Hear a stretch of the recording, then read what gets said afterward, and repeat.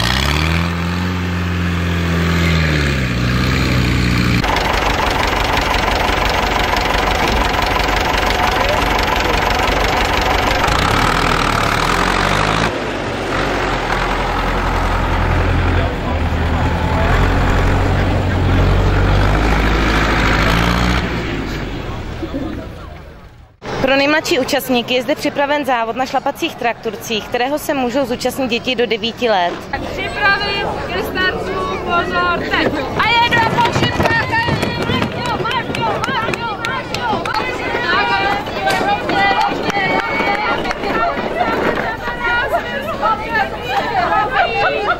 a jdu do cíle, rozjet to! Krásný, já jsme v cíli! Šlapej, Tome, zaber, jedem. Tak jak se ti jelo? Dobře. A až budeš velký, budeš mít taky takový traktor? Jo. Chtěl bych. Budu mít po dědovi. Jo. Paní doktorko, jak si vedou malí závodníci? Malí závodníci si vedou úplně skvěle. Někteří už ve 3 letech umí couvat, úplně bravurně, jako kdyby za sebou měli káru nebo jiný přídatný zařízení. Opravdu prožívají to úplně nádherně, je to dneska moc pěkný. A myslíte, že někteří v nich usednou v dospělosti za opravdový traktor? Někteří určitě, protože je vidět, že to mají v krvi. Všichni samozřejmě ne, někdo tady je kvůli rodičům, ale určitě z nich budou traktoristé. Tak děkujeme za rozhovor. Já taky děkuji.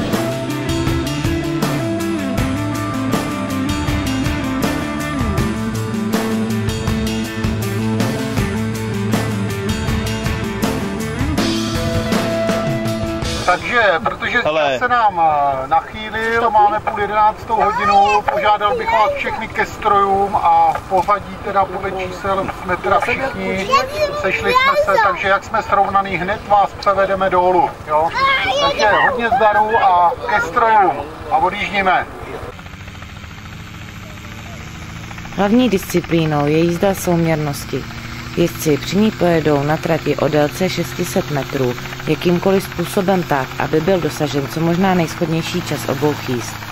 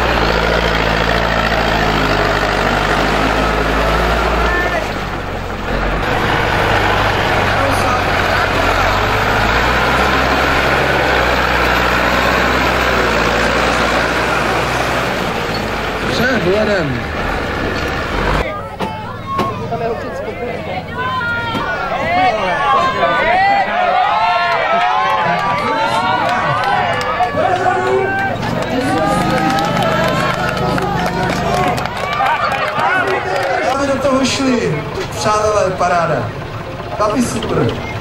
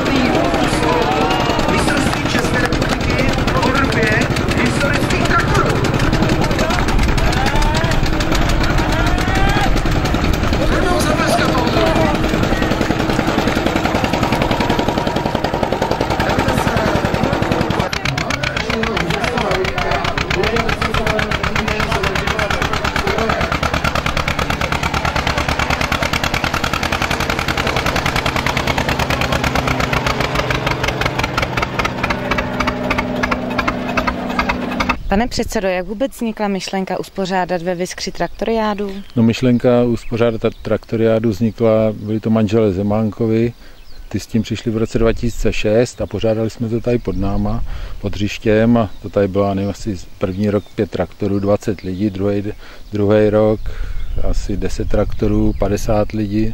No a v roce 2008 pak přišli 2 sponzoři, Fuchs Oil a NN Košátky. Tam se to tady jako na tomhle místě pod hřištěm nelíbilo, že by chtěli nějaké jiné místo, no, tak jsme našli tu nouzovou plochu polního letiště a od té doby, od toho roku 2008, jsme na ty nouzové ploše.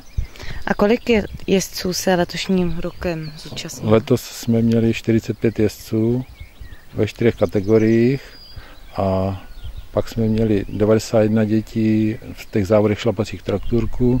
Ještě jsme tam měli tu soutěž na malý traktor, toho se zúčastnilo 45 dětí. Máte představu, kolik bylo zde letos diváků? No, diváků odhadujeme, že bylo asi 2600. Taková příprava, takovéto akce dá jistě spoustu práce. Kolik členů automotoklubu se na ní podílí? No tak ze začátku od toho ledna do ty traktoriády, tak většinou papírové a nějaké ty věci zařizuju já, jako plakáty, že jo, programy, tohle všechno. A pak čtvrtek, pátek, to už máme brigády předtím, no, tak to se zúčastňují členové a ty vlastní pak v sobotní traktoriády to zajišťujeme asi 70 lidma. To nám pomáhají i hasiči z Rovenska pod Troskama a hasiči z Volešnice. A pořádá automotoklub i jiné akce, kromě traktoriády? No, pořádáme za měsíc, 31. května pořádáme 8. ročník cyklozávodu MTB do Vrchu. Děkuji za rozhovor. Aha, jo.